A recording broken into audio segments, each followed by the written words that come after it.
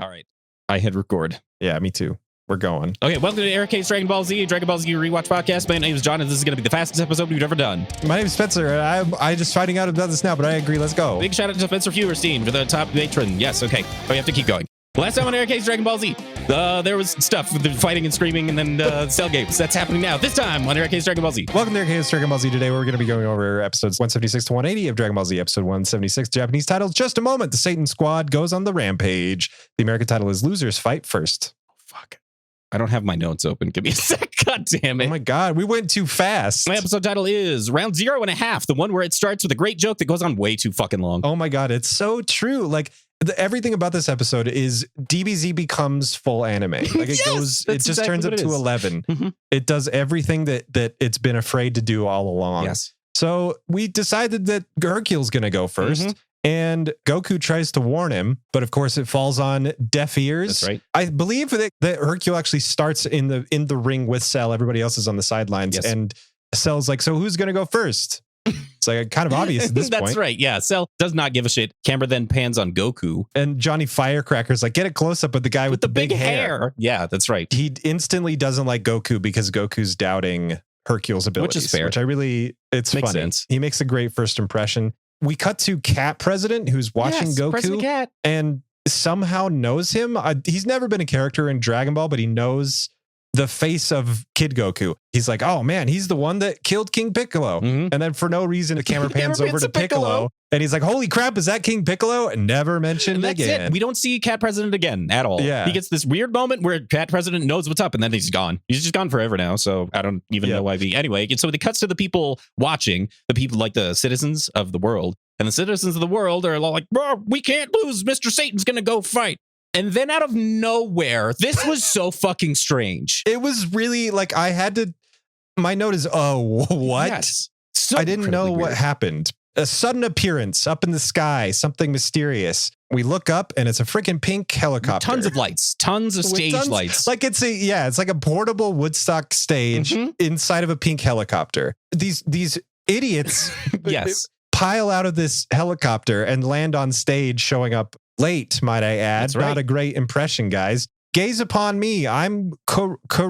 Coroni. My note is John's gonna love him. How did you feel about this Coroni's character? a piece of shit, and I'm glad what happens to Coroni is perfect for the character. So Coroni, they all have the names, by the way, the food names, because there's a girl that comes out and her name is Pizza, something. Yeah. And then Coroni, macaroni, and then there's another one. It's like Pierogi. Borowski? Yeah, I couldn't really tell. He's a very big, strong man in an elephant mask. That'll right. be important That's later. Pierogi. And he talks kind of with the Russian European accent of some kind. Copernicus accent. Yes. He's called Power Man. The only thing, Coroni, I can't remember his real name, is basically James from Pokemon turned up to 15. Yes, that He's does not stop. Flamboyant. He has roses. Mhm. He strikes like poses, and he pelvic thrusts. He actually pelvic thrusts a bunch of pelvic times. thrusts a lot.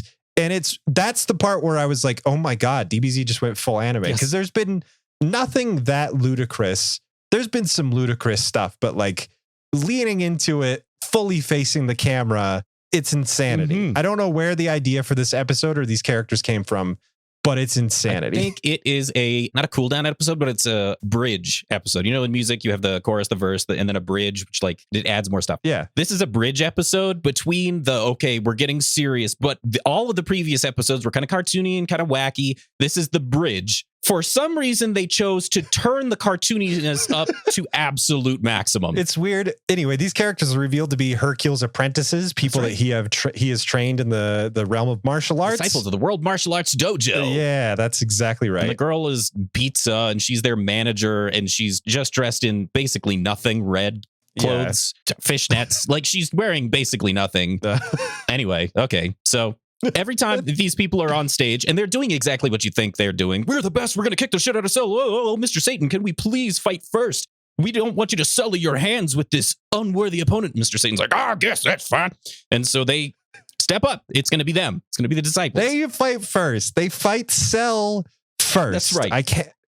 Right. Whatever. Yes. So Rose guy's up first. Krillin says, I'd say they're toast. Everything Krillin says this episode is completely on point, and I love it very much. Oh, God. Okay, so Rose Guy comes up. He has a bouquet of roses that he pulled out of somewhere, and he jumps up in the air, chops them up with his hands, and falls down. And it's actually pretty cool. When he lands, it starts raining rose petals. And so you get to see Cell standing on his arena with rose petals all around him, which is actually kind of nice, but Cell still doesn't even like move or talk or think anything. Does not care. The only thing I like about this is Pizza, the scantily clad PR chick, is standing right next to Johnny Firecracker throughout all this. They're both holding microphones. Pizza's lifts her pinky when she holds the microphone. Oh. Like she's just to mark her character a little bit, which I thought was a really fun little thing. Anyway, already I've forgotten. James from Pokemon jumps up in the air and he says, "Beautiful flying rose, attack." I can't remember how he says it. It's really dumb. Something like that. Yes. Very James-esque. Jumps up in the air and he's in the air. Cell doesn't move. I want to be very clear about that. He just sort of releases energy. Not even like a lot, like just an imperceptible Not just a amount. little bit. So the guy jumps up, flying rose attack. Cell releases this ball of energy, like not a blast, just like a radius, and it hits him, and he keeps going up. So he just doesn't come down for a few seconds, and then he comes down, lands right next to Johnny Firecracker and co, and officially gets a ring out. He's done. That one's over. Which, by the way, these characters are almost semi-important because they do not leave. They don't leave. They're don't. Here they stick around all these episodes. I don't know if they have a single line of dialogue, but they don't leave. Anyway, Hercule says, "I always considered him to be the son I never had, but he never quite measured up to his father," which is great. Elephant guy, Russian, steps up to the plate next with the mask, what the fuck? He has. It's like his torso is elephant armor, and he has a trunk coming down his face. Yeah, he takes it off. Crunches it into a ball and then eats it. He just eats it. He chews it. He eats his own armor. He swallows it, which seems like a fucking waste because that was pretty cool armor. But maybe he has maybe that's why they needed to come here in a helicopter, is because it's just filled with a bunch of those. Yeah, he disposes them because he wants to intimidate his opponents. Yes.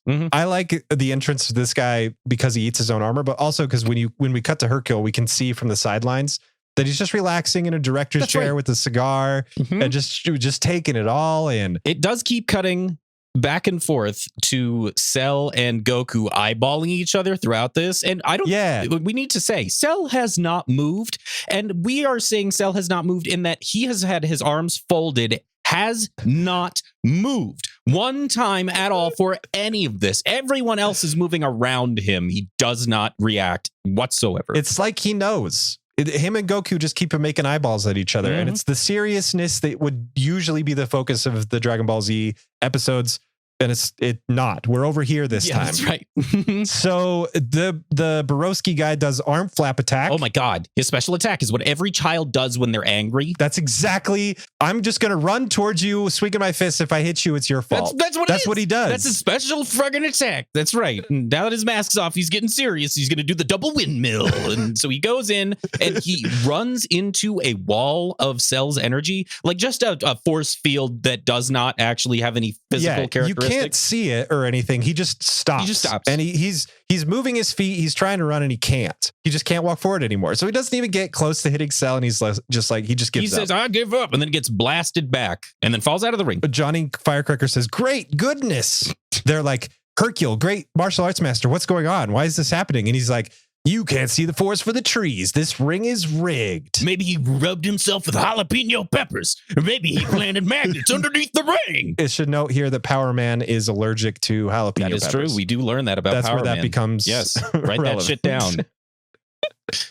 It's so weird. So Hercule steps up to the ring. It's his time to shine. He's finally doing it. He's finally doing it. Johnny Firecracker basically just goes nuts with excitement as Hercule gets ready to fight. Hercule takes off his cape and Johnny Firecracker says he's taking off his cape. Yep. And I can't remember exactly the cadence, but it was really hilarious. That's pretty much it. And then Hercule produces a capsule from Capsule Corp, opens it up. Poof. It's a crazy travel bag. What will they think of next? It's a travel bag. Dude, they put fucking cars in these things. Why is the anyway? Yeah. So yes, it's a travel bag. It's just a little suitcase. And he pulls out ceramic tiles. He makes a stack 15 tiles high, this Mr. Satan does, and then he channels his energy. And this is he does the holy shit, it's my favorite thing because we know what channeling energy looks like, and it almost looked like he's gonna do it, but instead he just goes and closes his eyes. Hercule, it's constantly is sidestepping being an actual martial artist. Like, that's right. Yeah. He has some kind of skill. You almost believe that he's great. And in ways he is, because he actually is smart enough to know how capable he actually is. He just won't present that publicly. But then he does stuff like this and it's insane. Yes. Also, Yamcha calls him an idiot. And when Yamcha calls you an idiot, you're an idiot. There's just no getting around it. So Hercule focuses his energy. He chops, his hand swings right down the center of the ceramic tiles. Bam. Actually, like slices all of them. It's kind of impressive. Well, pretty close. He only breaks 14. Pretty close. So there's one at the very bottom. They're like, oh man. Ooh. And his hand starts like throbbing. It actually did hurt him, but he did it. So it's not nothing. Cell finally gets something to say, although it's an internal monologue. And he simply says his ignorance is painful. Once he chops the things, Hercule says, well, that's what I'm going to do. To your face. Cell. Yeah, his trash talking gets kind of bad at this point. It does. So he actually kicks Cell in the face. That's the best part. Like, he's like, I'm just glad I set the VCR at home to record this special moment. He's and then blushing. And then he dynamite kicks Cell's face. It actually connects. Yeah. It doesn't do anything, but it actually He connects. gets through this barrier that has knocked all the other dickwads out of the way. Which again, like, he's something. It's really hard to tell. But he keeps wailing on Cell, and Cell just doesn't move at all.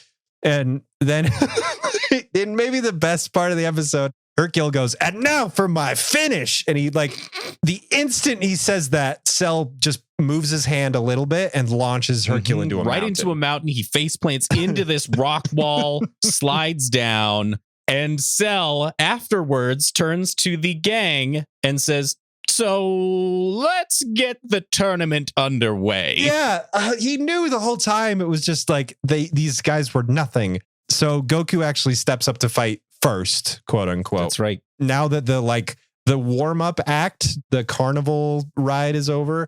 So episode 177 is, the Japanese title is Fight Time Goku, the Ultra Tense Cell Games. The American title is Goku versus Cell. My episode title is Round 1. The Dragon Ball Z dance in full effect. Yeah, no kidding. This episode opens with another, Johnny Firecracker is kind of a big deal in this saga, apparently. Yes. It opens with another monologue from him and is convinced that the Earth is doomed without Hercule in the ring fighting Cell. Who's this no-name, big-haired nobody. But Krillin and Gohan finally get serious. They've been cracking wise at the whole last episode, and they're like, this is going to be good. Right. And Cell's like, oh, finally, we get to fight. Killing the hopeless quickly grows old. I love that everybody in the peanut gallery, the non-Z Warrior peanut gallery, is defending Hercule. I just lost my footing. And then Firecracker Man says, what? How is that possible? And then the pizza slides in. Well, don't you know, with muscles so big as Hercule's, you can lose your footing and go flying a mile a minute. Something like that. Yeah. So Johnny Firecracker isn't really convinced, but Trunks is convinced that Goku has a trick up his sleeve. Every time in these episode groups when we cut to Trunks, something awesome happens. Trunks, yes. Like, his thoughts really align with what I want from the show. And he's consistently a very rational human being. That is, I love his character. I have a lot of notes about the art in these episodes because it is incredibly variable. This episode specifically, there are really, really bad shots of the gang. Oh, I do want to say that right before they start, Trunks, right in front of his dad, says, Goku is by far the best chance this planet has. Yeah, Vegeta this whole time has been completely silent. And then Trunks says that, and Vegeta like jerks his head and looks right at Trunks like, the fuck you just say? What? So this whole time, Goku and Cell have been facing off of each other. They haven't moved yet, just staring. Yes. Those shots go on for quite a while, and then Cell just says, ding, and they go. Oh my and God. Like, instantly. It's amazing. It's absolutely fan-fucking-tastic. It really is.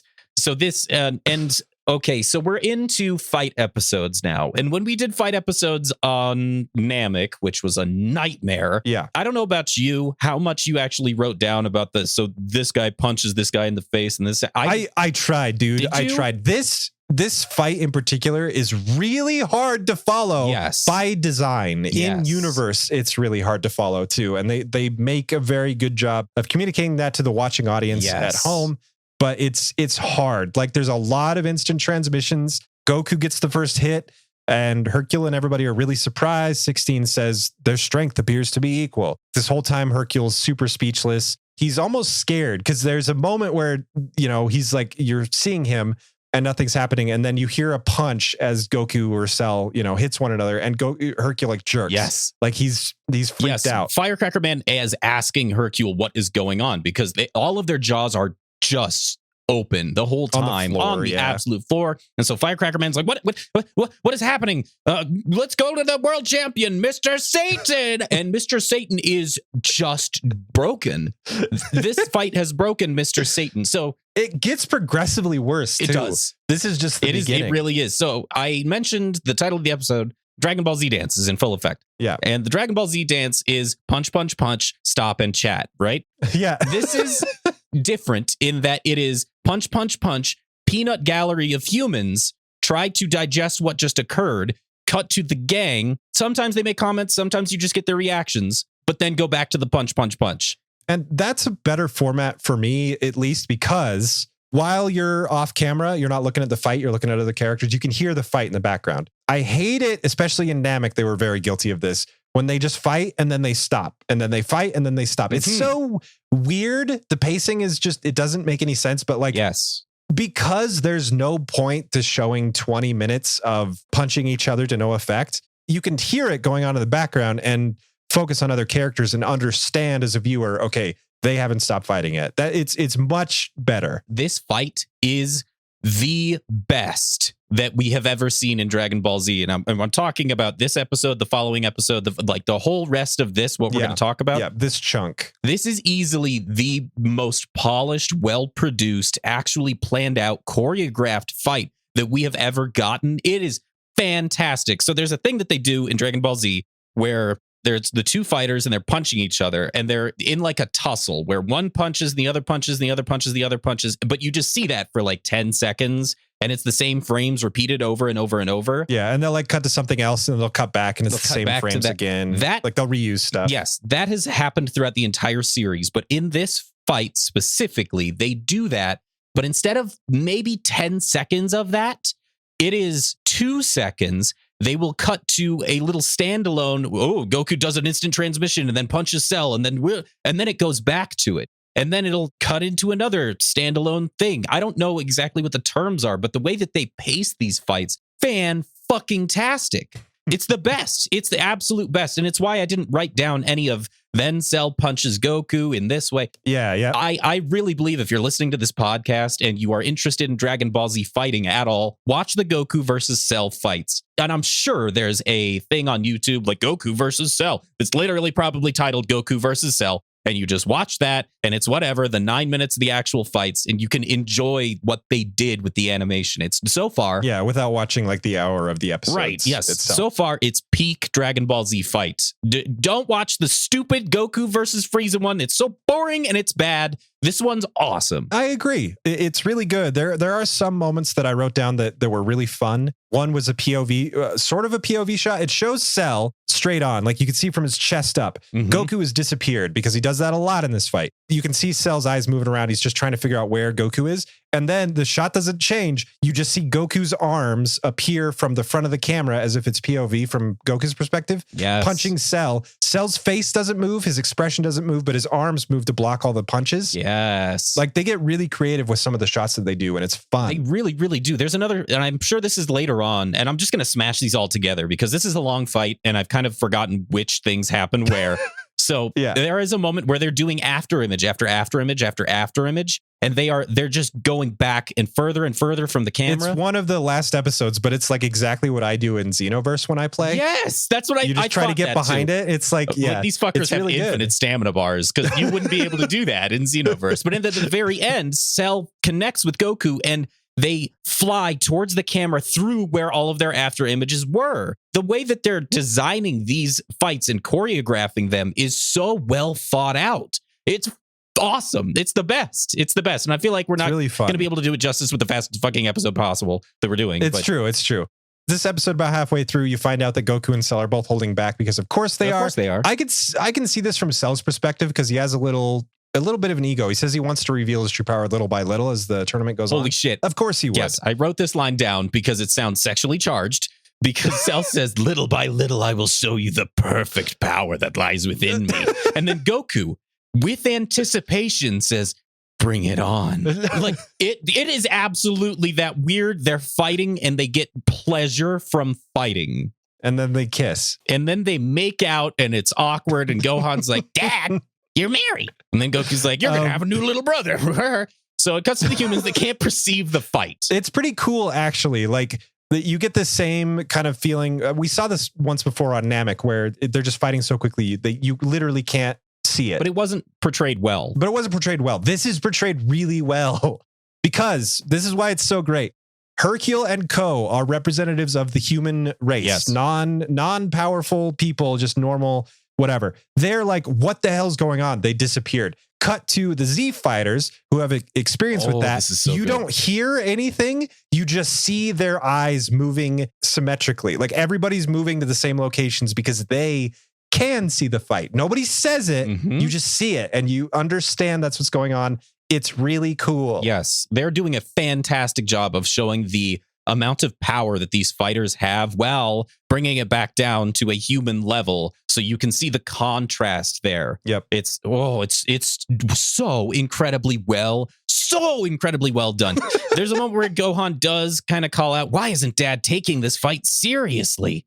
Of course he's not. It's Goku. Neither is Cell. Yeah, they're kind of on the same page. Johnny Firecracker's like, how is all this happening? Hercule's like, it's all done with mirrors. Mm-hmm. And he kind of sneaks away while Johnny Firecracker's watching the fight. Johnny Firecracker turns around. He's like, oh, Hercule, where'd you go? Mr. Satan. And there's just, I don't even know how to describe it. There's a rock on the ground, but you can tell it's not a rock. It's made of fabric. And you can see Mr. Satan's legs poking out. Mm-hmm. And he rises up. He's got his cape had like a secret rock texture on it or something. So Johnny Firecracker's like, what? Where did you come from? And Hercule's like, I told you, that's how they're doing it. I can master the illusions too, but I would never because I'm not an amateur. That's right. It's just a cheap optical illusion. Yeah, exactly. Bullshit. It's all bullshit, Mr. Firecracker. And one of his apprentices said, where did he get that material for that gorgeous cape? Of course. Yes. James says that. Yeah, it's fantastic. There's a lot of cool, as we said, shots in this fight. One is you get to see the peanut gallery, the Z Warriors, and then all of a sudden Cell and Goku are right on top of them, and then they disappear again. It's really cool. This is about the point that I noticed James from Pokemon doesn't have teeth. Because they were knocked out when it's a pretty consistent detail that I really like. James from Pokemon has 3 teeth. He has 3 teeth. Yeah, That's it now. That's it now. I love that they keep consistent the sound of a freight train whenever Cell charges. Yes. It doesn't happen every single time, but it does happen in this episode, and it happens in one of the episodes later on, which is really cool. It is really, really fantastic. There are some other great moments where Mr. Satan is trying to explain what's happening, and it'll cut to one of the members of the tertiary folks, like Roshi or Chi-Chi, and the music for Mr. Satan picks up when he's explaining, and then it cuts to them. Did you start noticing this? The music drops 100%, and they're just watching. The show is totally supportive of Hercule's illusion of Mr. Satan, if that makes any sense. Yes. Because that's a character that he is playing, no question. And Hercule knows that, and we see bits and pieces of the real Hercule whenever his jaw drops.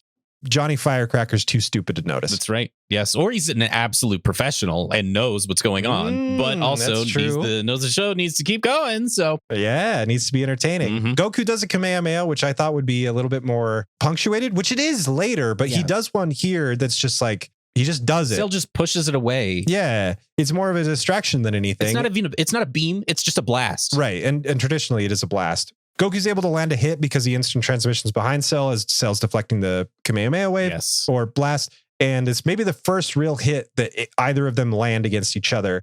And then you can tell that Cell starts fighting for real for just a second. Mm-hmm. Like they go up in the air, Cell hits Goku. Goku's able to like kind of recover a little bit and lands with the classic superhero such a good landing. And it like breaks part of the arena, just like cracks the tile. It's really cool. They land, face each other. And Cell's like, I suppose that was a good enough warm up.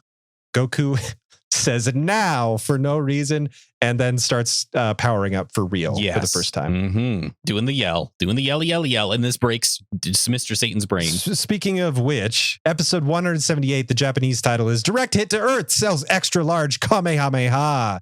The American title is Cell's Bag of Tricks. My title is Round 2, all your favorites on one menu. Oh, yeah. That's actually the part that I enjoyed the most about this episode.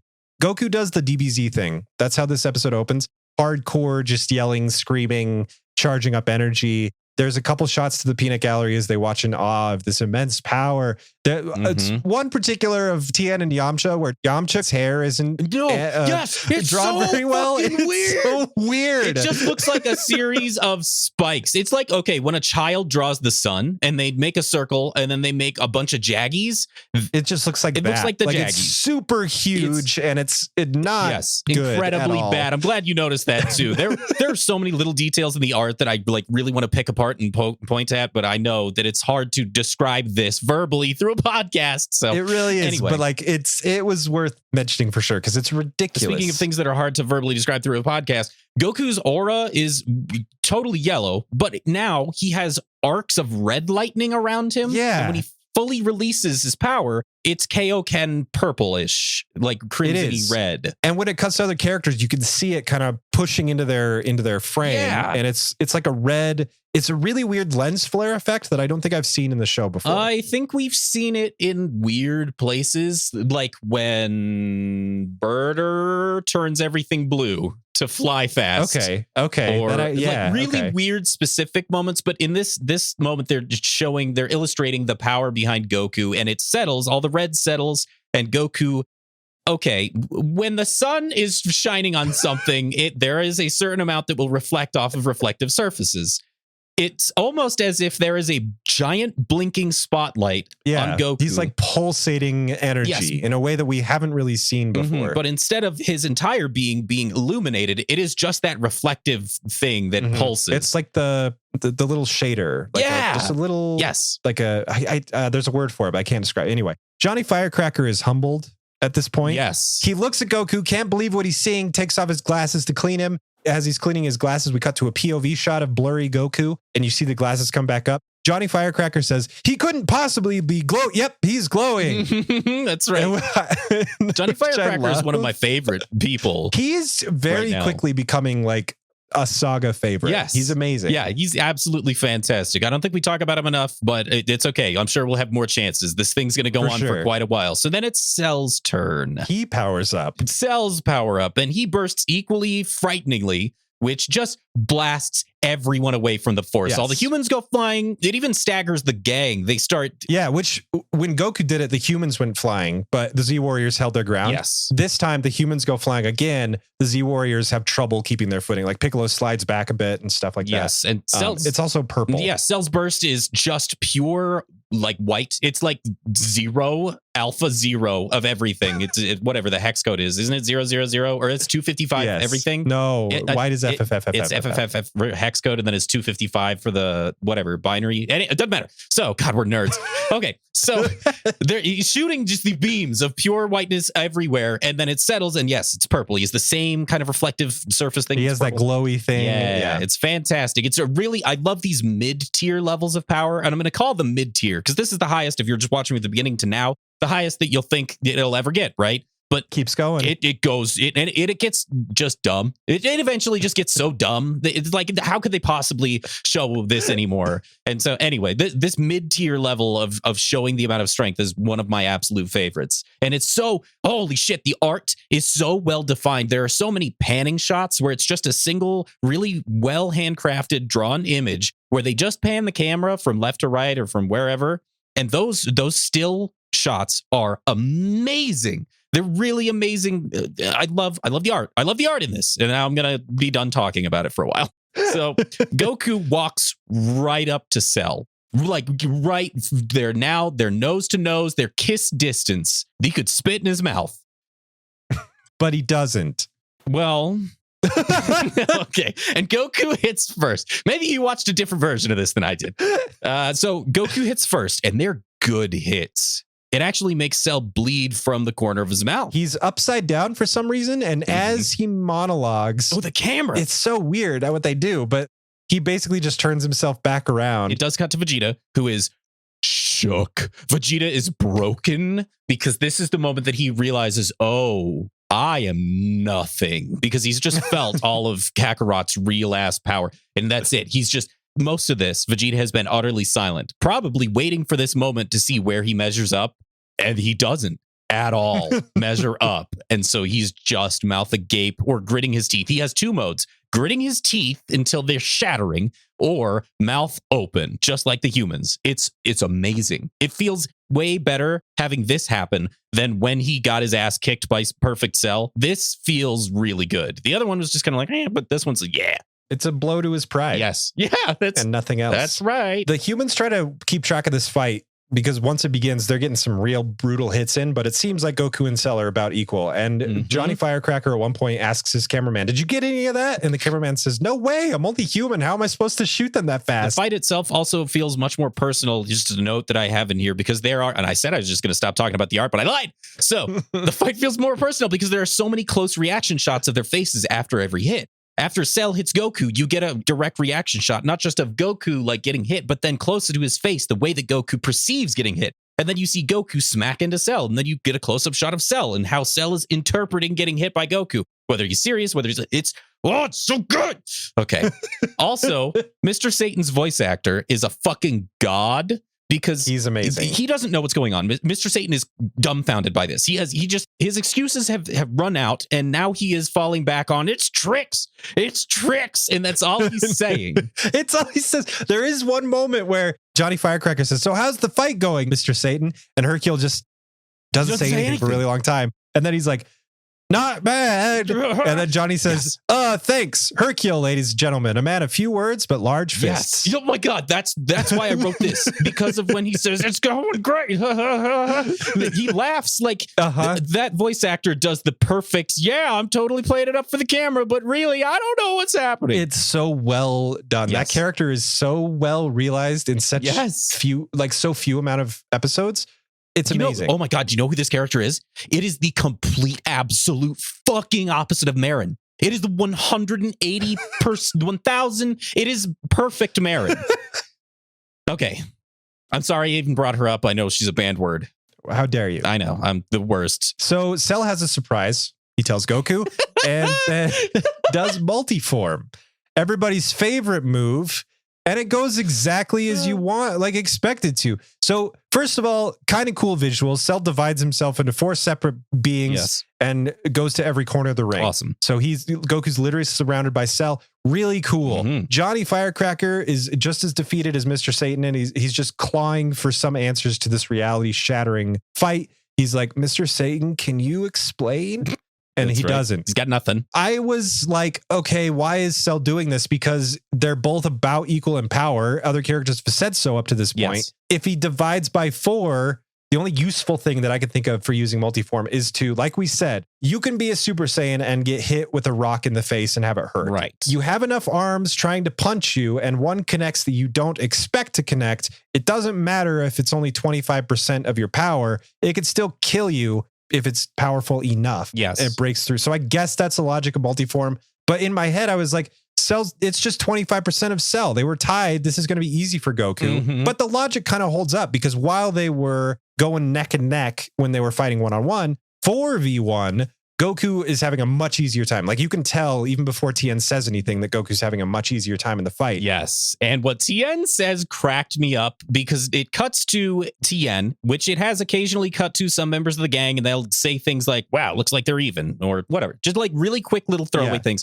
It cuts to Tien, who is now in full panic mode. Like, oh no, now Goku's done for. Like, this is the thing. This is the thing, because Cell has some of your cells. I can't believe my cells are being used like this. Tien, calm down, buddy. You're not that cool. He even says, like, it cuts your power. So he's actually not fighting full power Cell versus anyway. And we know that. The audience knows that. The Disney fighters know that. And Cell knows that. I'm pretty sure Cell is doing this to start off having his grand old time playing all the hits, all the singles that you know and love. It's a really fun way to introduce this concept because we get some stuff that Dragon Ball Z has never got to do before. Yes. Yeah. Including my favorite moment of the episode when Multiform Cell tries to fight Goku, fails, but isn't knocked down yet, goes back to the four corners of the ring, once again surrounds Goku and says, I've still got a few tricks up my sleeve, puts his finger to his forehead, which I thought he was going to do instant transmission.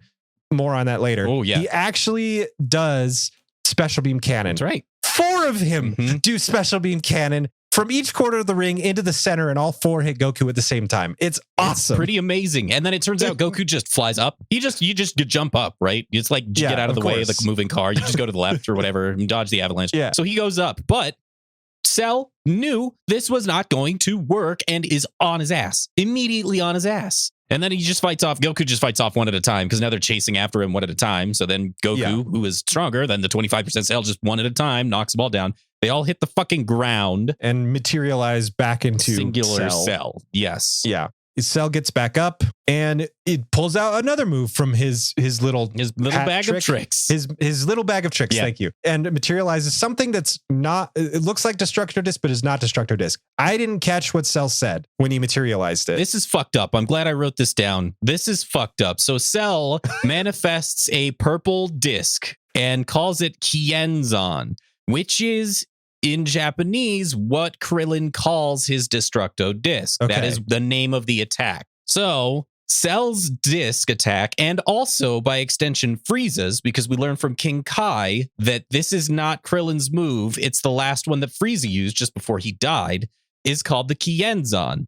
Krillin thinks it's his move at first. Yeah, at first. Because it looks exactly okay, I can't. It's the same, but it's purple instead of yellow. Yeah. They can, I don't know, he can control it more easier. Anyway, it's the attack that Goku made chop Frieza in half after Frieza unleashed it on him. So Cell tries to do the same thing to Goku. Goku's dodging like a madman. Cell's doing this awesome Tai Chi workout on the arena floor. Yeah, he's glow stringing like crazy. It's fantastic. Guiding this disc around. The disc hurls itself into the audience and cuts some of Hercule's hair off, which was fun. But this is what I really like about Cell, is that he's able to reuse all this. It's kind of nostalgia bait, but he's like using all this stuff that we've come to love about Dragon Ball Z, and not only using it against our heroes, but using it in ways that our heroes have never used it, or like actually get to use the move to its full potential. So even though this whole episode is just for fun, like no progression in the actual plot of the show, it's fun. It's just fun. It is genuinely fun. It does what Rogue One did wrong with the shit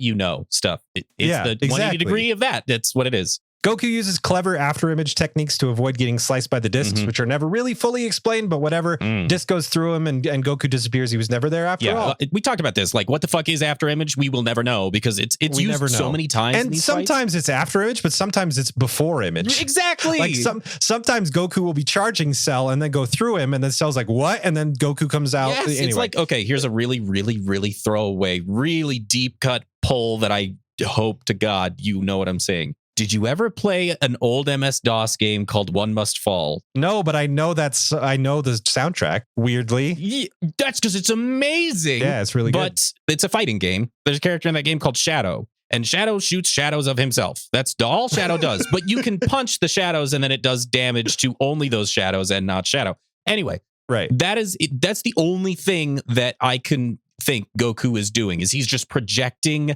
somehow a mobile and walkie-talking version of his own self, but is also somewhere else. I don't know. We really shouldn't try to get into after image. It's very strange. So after that, Cell has one more trick up his sleeve. For now, he starts doing a Kamehameha. And it's dangerous because every syllable lasts for 10 minutes. And Goku's like, you can't charge it up that much, which that's never been a thing, but he's going to destroy the whole planet because he's charging it up too much. Vegeta says he'll kill us all. Cell launches it. Goku jumps up into the air, flies up into the upper atmosphere. Cell maneuvers the Kamehameha wave to go follow Goku. And then right as it's about to hit Goku, Goku does instant transmission back into the arena, which is actually a really cool use of an instant transmission. This is a fantastic moment because Cell does not know how Goku dodged that blast. Yeah, he doesn't know about it, which Goku just tells him because I don't know. Dummy. Yeah, like remember when Frieza stole the moves and created Destructo Disc, and now Cell has Frieza's cells? Anyway, so Goku and Cell fight some more after Goku reveals the truth about instant transmission, and the episode ends really weirdly with them just disappearing again, Goku losing track of Cell. Cell appears right behind Goku, and the camera kind of freaks out as if it was scared to find Cell popping up, and then Cell goes, "Am I too fast for you, Goku?" And then the episode ends. It just seemed like they wanted to do a longer episode, and they were like, crap, we got to cut it here. Let's just start the next episode. Yeah, exactly. Which we're going to do the same thing. Episode 179. The Japanese title is Defeat or Death, Goku's Turnabout Ploy. The American title is No More Rules. My episode title is Mid-Roll Shout Out. Oh, wow. You got really into that one. You closed your eyes and everything. Yeah. I closed my eyes and everything. I powered up. I could tell because it clipped. Welcome to the Mid-Roll Shout Out, the podcast within a podcast. No, it's this is just where we celebrate our lovely patrons in the middle of an episode for donating to us. Ooh. Those wonderful patrons are Ellie, Dan, Axel, and Spencer Feuerstein.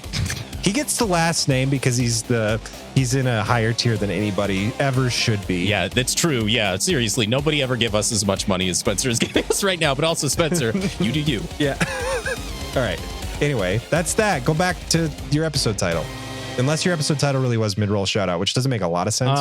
It's not. It's maybe my episode title is maybe the best quality fight the show has ever fucking had. So this episode opens with everybody kind of thinking that Cell might win this thing. The tables have turned. Goku's losing a little bit of energy, and everybody's kind of thinking internally, Goku and Cell keep disappearing so much that I can't even keep track of what's going on. Like, I understand how Hercule feels, but as soon as I thought that, the Z Warriors were even like, oh my God, where'd they go? Nobody can follow this fight. Yeah, Cell is setting the pace now, and Goku is going to have to keep up with Goku's trying to keep up. He's trying real hard, and it does eventually cut to Roshi, who asks the right question, which is, I just wonder how long Goku can fight at the right pace. That's, or at this pace. I think it auto-corrected. I love when Roshi has nobody to be weird around, because then he's just a actually interesting character. He's a genuinely good character. And then it goes to Dende in maybe one of my favorite little moments of these episodes. It jumps to the top of the lookout. Dende is standing on the edge, just like Kami used to, and he's got Kami's staff. And it's tiny little Dende with the big staff. Yeah. Oh, and Dende's having problems. Like, I can feel there's badness, but I don't really understand. And Mr. Popo, who actually has character beyond watering plants and being upset. Yeah, he has a purpose right now. Shows up and says, you need to just relax and start listening to your mind. You're doing the same thing that Kami did on the edge of the... And it's a beautiful moment. It really is. It's really nice, actually. I understand why Mr. Popo exists now. Yes. Dende gets like some insight into his future job. That's right. And he starts to feel out how the fight's going down below on Earth. Yeah. He says, I hope Goku can handle this. I may be this planet's guardian, but he's its hero. Yeah, which is a nice little quote. And then it just hangs on that line for like maybe 5 or 6 seconds. I'm like, yes. Yep. Yes. Goku and Cell continue to fight. I like this little break that they take, though. This feels a little bit more earned because Cell knows that Goku is losing strength. And Cell says maybe the most evil line that he could possibly say to Goku, which is, too bad all the fights won't be this good, which Cell knows. Mm-hmm. He knows this isn't going to be the end for him. Hercule spots Cell and Goku hiding in the ring. Oh my God, this fucking moment. Like, quote unquote. It's so weird. But then there's sonic booms happening everywhere. And Pizza's like, oh no, they're up there. The camera's trying to follow the action, and the citizens of Townsville are all watching this from the television. They're like, what is this? The Weather Channel? How are we supposed to know if it's the end of the world or not? They're just getting pissed off because the camera crew is having trouble. The people of Earth are assholes. They really are. They really are, which is almost perfect, honestly. It's almost fucking perfect. Yeah, it's great. There's some close calls as both of them almost ring out each other at different moments. Yes, they almost end it. Then the weirdest thing happens for me personally. Cell gets bored and decides to blow up his own ring. Yes. He's like, oh, if you would have knocked me out of the ring, it would have been game over. So I'm just going to blow it up. So he flies up and he's like, Goku, better tell your friends I'm going to blow up the ring. Mm-hmm. Tell them to get out of the way. And he just does it. Mm-hmm. Number one, the Cell Arena is so iconic. I really thought it was going to last longer than like 8 episodes or less. And number two, why did anybody think that he would follow his own rules? And if he was going to break them so fast, why is he even setting up Like he's just doing whatever he wants, which is in Cell's character. Mm-hmm. But there was so much preamble for this tournament that I'm like, now anything can happen. And there's nothing. Like there's no framework to base this fight around. Well, it's just... That's almost perfect because the title of this episode is No More Rules, isn't it? Oh, wow. So, all right. Coming in with the real talk. That is really why he does it, though. It's Cell saying, look, I don't know what games you thought we were playing other than the ones that I told you we were going to play. It's the Cell games. But I'm the one that makes the rules. So I think Cell just wanted to make the ring only so that he could have his fun using all the characters' moves on Goku because he wanted to blow Goku's mind like he blew everybody else's mind. But Goku didn't give a shit. And so he's like, you're ruining my fun. And so he blows up the ring and there's just a giant... Like it's just a big old hole. Which, by the way, random. Well, I guess not random. Pertinent. Two totally different things. It's by the way, pertinent. So Nappa just blows shit up. Cell has Nappa's cells, right? I think so. So Nappa, this is a Nappa move. Nobody ever pays attention to the Nappa moves anymore because nobody remembers who the fuck Nappa was, but this is a Nappa move. Cell holds his hand out and the ring just explodes. Nappa stuff. That's kind of cool. All right. There's a huge chasm in the planet now. And it blasts people everywhere. The humans and all the Z fighters have to scatter. Yeah. And we cut to the humans who are cowering behind something that has been protecting them. And I thought it was a boulder. Turns out it's Android 16. Saved all the humans. Yeah. Android 16. I really like that. Yes. Everybody gets tiny moments to shine. Everybody. Which I really like. Everybody. That's right. And then Android 16 is like, you got to evacuate now. And Johnny is having none of it. He's like, no, I got to stay here, do my duty. Yeah. Cell technically loses the tournament right here because he's the first to touch the ground outside of the ring bounds. Yeah. He does it before Goku. So technically Earth wins at this moment. But this is when he changes the game and he says, let's just say last one standing wins. Goku says, oh, so it's that kind of fight, huh? And Cell says, would you have it any other way? We haven't really been talking about how incredibly awesome Cell is, and I hope it's because it's just understood. We talked about how annoying Frieza was because Frieza was annoying. We're not talking about how great Cell is because he's just consistently great. Perfect. This whole saga, I didn't even mean to, but yeah. You see, this whole saga is very good with characters. This whole saga is very good, period. Yeah. So that happens. I think we cut to ZTV, which is getting a bunch of calls about how bad the footage is. It's really great because it's just this nice human moment. You get to hear the call center explode as people are trying to watch the end of the world and they can't get good reception. It's like, yeah, that's exactly what's happening.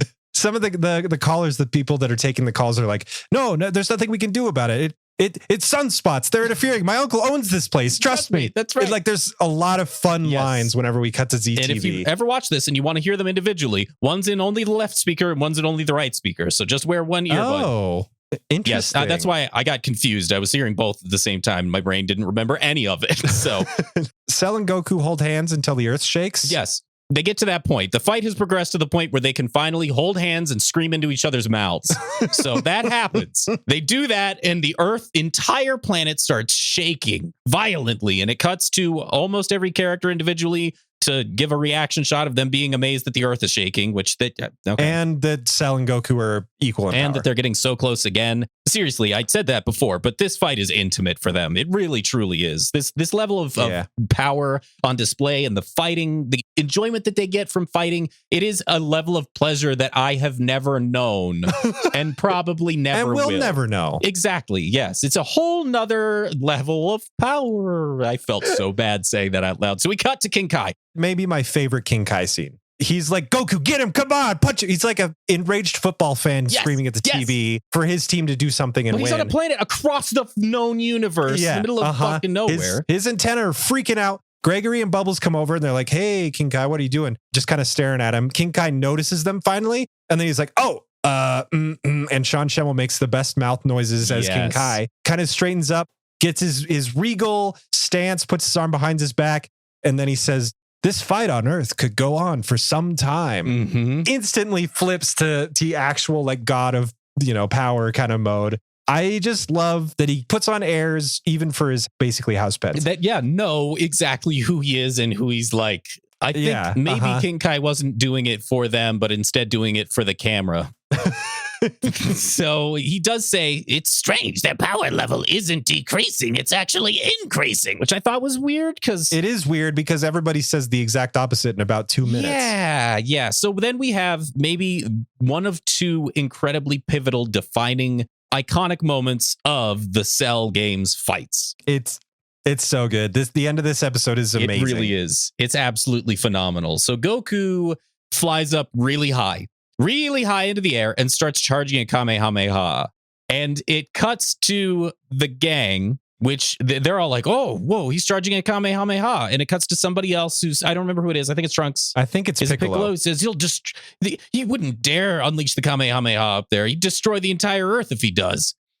Yeah. And Cell starts laughing. Like, yeah, you dumbass. There's no way. You're bluffing. You're full of shit. And he continues to charge. And it cuts back down to the ground where Krillin is like, I believe in Goku. He's fine. I guess that's my Krillin voice. I don't know that I've ever done a Krillin voice. It's not great, but it's because I hate him.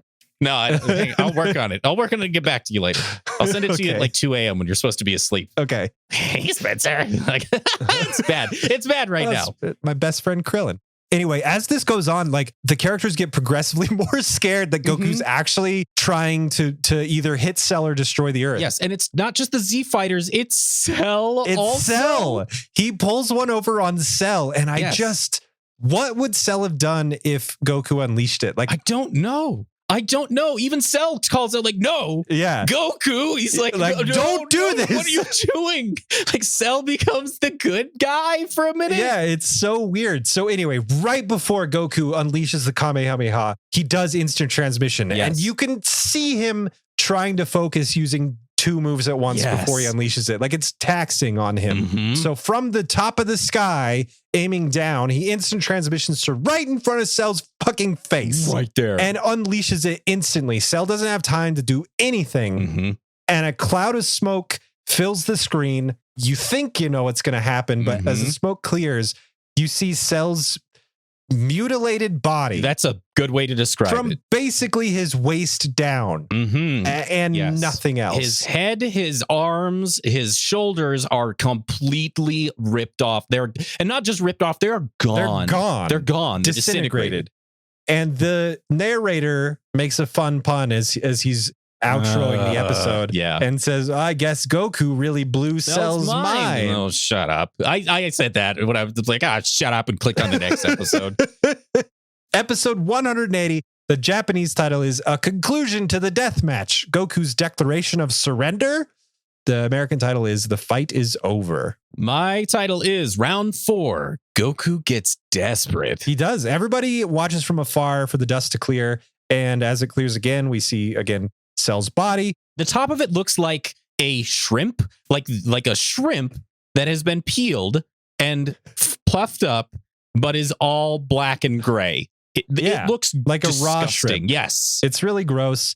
There's so much that happens in these next few minutes. Yes. Hercule's very close to breaking, like as a human being, and then snaps back into his persona and is like, what does he say? Did you write down any of it? I'm trying to remember. I really didn't. It was a really good fight, but didn't do as well as I would have done in the ring. Good thing I didn't get in there because he would have looked worse if I did that. And all of a sudden, Johnny Firecracker and co. have forgotten entirely that Hercule had his moment in the ring and lost instantly. That's right. Pizza says, well, it's a good thing you didn't get to get in there and fight, or you really would have fucked him up. He goes, he was in there. Oh, yeah, he fought. I love that one of Hercule's character traits is insanely good luck. Yes. He's one of the only characters in maybe fiction. There's very few that can pull that off really well. And Hercule does it every time, and it is awesome. Yes. I think it might be because he is so undeserving of it. It makes it better. Like if it happened to Yajirobe over and over and over and over, I'd hate it. I'd hate it too. But he's just likable enough. Yes. He just realizes who he actually is enough that it is so much fun to watch every time. Because he's just as surprised as we are. Right. Yeah. Everybody thinks that they won. The dust settles and Yamcha looks over. He's like, yeah, we did it. We did it.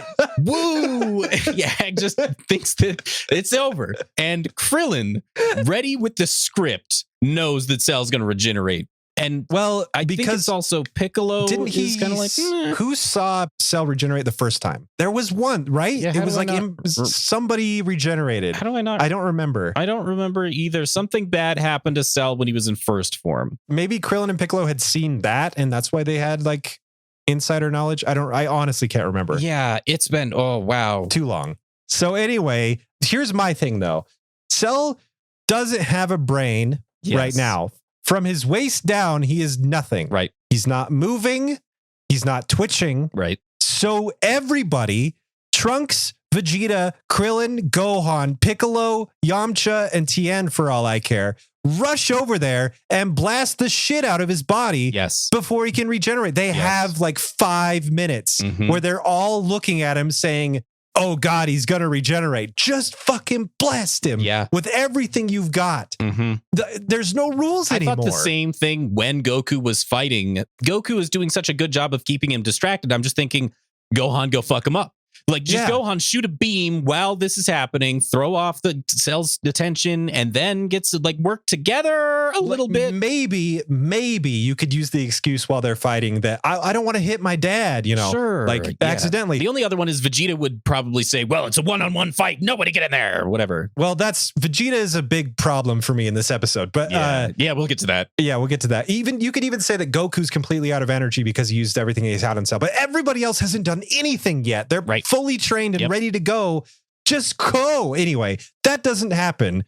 Goku doesn't realize that Cell has regeneration capabilities. Right. Krillin shouts it at him right before it actually happens.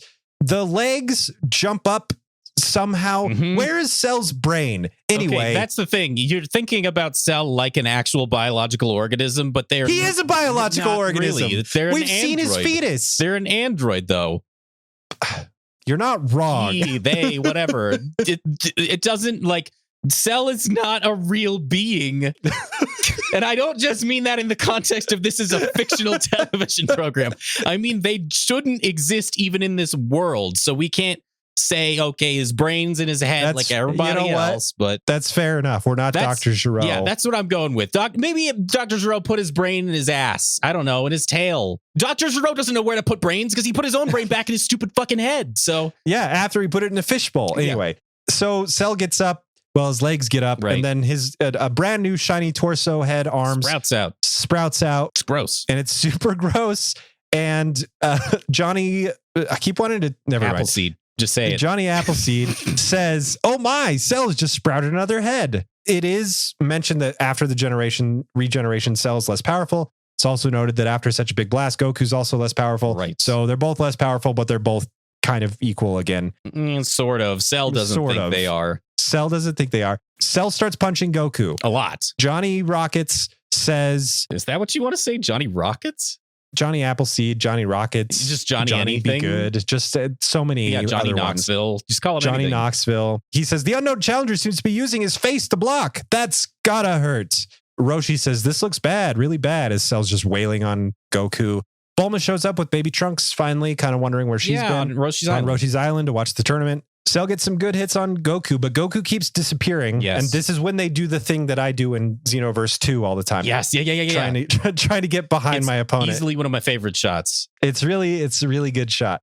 Eventually, Goku gets to the point where he's just blasting Cell. It's the consecutive ki blast just over and over and over again. Known as the measure of a desperate fighter. We've only ever seen people do this when they're out of other shit to do, which is worrying because we have actually never seen Goku do this ever. Never has Goku done the million blasts I have nothing else attack. That's really cool. It works. It keeps Cell at bay. Which is surprising. Cell can't move, essentially. Everybody continues to call the cable company. And eventually to the point where one worker just pulls the cord out of the phone. It was such a nice human moment of like, I've lived this, that I love that it's here, with James from Pokemon and Cell and Kamehameha. Anyway. Yes, this is the perfect mix of all that stuff that we liked in the beginning of trying to humanize the world that is completely inhuman. It's all coming together. Yeah, it's a nice melting pot. It's fantastic. You remember how I used the analogy of putting popcorn in episodes? And I think that was like a little kernel of something good and a bunch of bullshit. Yeah. The whole tub is full of popcorn, and occasionally there's a little fleck, like maybe a little fleck of pudding. putting Thin Mints or Milk Duds in your popcorn. Yeah. Just a little bit of chocolate something. It's still good. It's just a different flavor and it works well together. Okay, so we got to get through this. So that happens. Cell, after accepting these blasts, which has been happening for probably 4 minutes and 27 seconds. Long enough for Yamcha to say, oh man, we won again. Fuck right you, after we Yamcha, find shut it. up. Yeah, like shut up. God. Cell creates a sphere of energy. Yes. It's purple transparent sphere of energy to try to repel. Just like Android 17's energy orb sphere that he does. Yeah. Like right around himself. But evil. And it grows and grows and grows to repel Goku's attacks. And it grows like into the peanut gallery. Like it hits where the Cell Warriors are and the cliff face that Vegeta's standing on. Vegeta doesn't move, doesn't flinch, and it just kind of encroaches on his space until it's basically touching his nose. That was one of my favorite shots. It's a really good shot. Johnny Firecracker's trying to make sense of this physical manifestation of energy. He's like, it looks like static electricity. I don't know where he's hiding the transmitter. I just like that it's solidified that like people can see the energy. That's helpful. Like it's visible. And that it's so rare that people are like, what's going on? There's a scene with random old people watching TV and they're like, that looks like Chi-Chi's husband with weird hair. Do you know who those characters are? I've never no seen him goddamn before. idea. Apparently they know Chi-Chi and the husband says, Chi-Chi shouldn't let her husband run her loose like that. Get a it's better. So weird. And then it cuts to Chi-Chi who sneezes. Which is that like if somebody's talking shit about you, you sneeze, or like your earrings? It might be. She says that I'm worrying myself sick, but it like basically she just sneezes, then it cuts away. Master Roshi also has some good insight here. He thinks that Goku knows that Goku can't win against Cell. Like Goku knows what's happening. Like he's losing energy faster than Cell is. So it cuts back to Cell and Goku, and Cell's like, you can always take a sensu bean. And it's brutal. Trunks is like, let's get him a sensu bean. If Goku goes back to full power, he'll be stronger than Cell is now, and Goku can win this thing. Because remember when they were just about equal, he blew Cell in half. We could do that again, but then finish it. And let's then do save that. the entire planet of Earth, which is about to be fucking destroyed. Yeah. Anyway, and then Piccolo says, no, hold off. Don't do it. And everybody looks at him like, what the hell? And he doesn't explain. And Trunks is like, why? Why should we hold off? Which, fantastic. In Dragon Ball Z in the past, when something like this has happened, nobody questions it. And it's infuriating. Trunks is the one person who has consistently asked the right questions, but he gets shot down by his father, who's this quiet boy. Where is your honor? It doesn't matter, dude. I know Vegeta doesn't care about Earth, but Goku does. Trunks does. Yes. Like everybody else does. So do what's right for the planet and just chuck him a sensu bean. Vegeta says Goku wouldn't do that because he's a Saiyan. Saiyans would rather die fighting than choose to take something like a sensu bean. Yes, it's a really powerful Vegeta moment, and it goes on for maybe 2.5 minutes. And everyone kind of brings up, not everyone, I think Krillin and Trunks kind of bring up weird little, but no, hang on, wait, that doesn't make any sense. And then Vegeta just keeps going, like he just reading. Steamrolls it over. It's painfully clear that no one else in this group is as powerful as Kakarot, even myself. And he says that. And he says to everyone. Which, okay, he says that out loud to everybody. So we know that nobody individually can beat Cell. We know that Goku has come the closest, and we know that we have sensu beans and are 20 feet from Goku. So why wouldn't you give it to him? Yeah. Anyway, so this is my other problem with this scene. Yeah. Goku gives up the fight. He powers down. He stays Super Saiyan, but he powers down and says, Cell, I know I can't win. I give up. Why, if Goku has any Saiyan pride, would he give up? Why would that be better than taking a sensu bean? I don't understand it. Isn't it the same blow to the pride to have to give up the fight versus staying in the fight and choosing to die for honor's sake? Like, isn't it dishonorable to back out just as much as it would be to take a sensu bean? I don't think Goku cares, is what I'm getting at. I don't think Goku gives a shit at all. Goku doesn't, or he would not have given up. The thing is, we have future knowledge, so I can say with like 75% confidence that Goku's doing this for another reason altogether. Yes. The only clue that we get in this scene is that Cell says, you know as well as I do that the Earth needs a champion and you can't win this, or something like that. Yeah. And Goku says, Cell, you're right about one thing. The Earth does need a champion. The people want to see the Earth champion. The people want to see something like that. Yeah. I give up. That's going to be important Yes. And to everything that this saga has shown so far. It's the only thing that I can give Goku. It's the only points that I can give him. Going forward, we will finally get this long con Gohan's monkey tail. Literally. It's going to be fantastic. Well, maybe we'll see. So far, I can say with like 93 to 97% confidence oh my God, that this is going to be amazing, because so far the rest of this has been absolutely fantastic.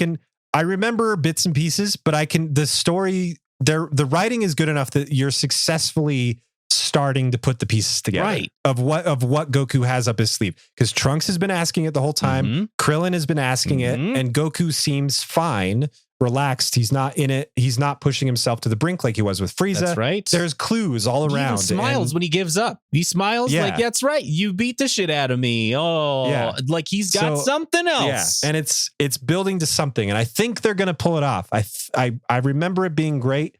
I don't know for sure, but it seems like it's going to be good. And to end it all, Chi-Chi faints. That's the end. So will Chi-Chi get back up? Who's next to fight after Goku? And is anybody going to die in this saga? Because it's kind of getting a little old. Probably. But we'll find out next time on Eric Hates Dragon Ball Z. Thank you for listening to Eric Hates Dragon Ball Z. He might hate the show, but he loves that you're listening. If you have any feedback for us, please feel free to send us an email at mail, @ehdbz.com. Is it still that? Or did we adjust it? Because we now have a new website. It's called the Rocktopus Network.com. Check us out and all the other podcasts that we're a part of, or help produce, or write music for, or make art for, or market, or whatever we do with them. That email is still accurate, yes. Perfect. The music from this podcast and Tales of Nowhere as well was done by the incredibly hardworking, talented John Good. You can find more of his music on SoundCloud under the name Burn7. If you want to support us on Patreon, we really appreciate it. We're working on bonus episodes and stuff. I'm in the middle of like a cross-country move, so I think it's been a slight delay, but we do have the Dragon Ball Evolution recorded, and it's going to go up on Patreon very, very shortly. Both a live commentary that you can watch along with if you choose to watch that movie. I'll tell you what, if you do it with our commentary, it'll be the best way to watch the movie that's possible. Oh, that's true. Just turn off the volume of the actual movie and just listen to us. Hang out with us for an hour and 20 minutes. And then we have like a fun little recap episode. We'll be doing both of those things consistently for all bonus episodes. We got a couple, like 4 Dragon Ball specials that we're prepping for right now. Check it out, patreon.com/ehdbz. We've got patrons that are currently supporting us, and we're going to read them off because it's the end of the episode, and that's what we do. They are wonderful people, and their names are Felix, Jeffrey, First Ran Out of Gas, Ellie, Dan, Axel, and Spencer Feuerstein. Thank you so much for supporting us. We really, really seriously appreciate it. It's unbelievable, to be honest, but we're glad you're here and hope you stick around. And I guess this is this it? We did the everything. Oh no, we've got the end. We've got so many good puns that we could go off of, though. Well, I hope you can transmit one instantly, because I don't want to fucking do this. Would that work? No, let's see if we can't get a genuine one. That doesn't count. I almost have one. What do you got? Send me your work in progress. Pizza you later. That's literally what came to my mind. I was trying to think of something that was like no, that's pizza. okay, because weirdly enough, that's exactly what I thought was pizza around. Like just pizza and then just other words. I just tried to shove it in there. Oh, man. Sometimes this podcast is like the frickin' Leaning Tower of Pisa. Oh. Is that good? No, but it's fine. It'll work. All right. Let's get out of here.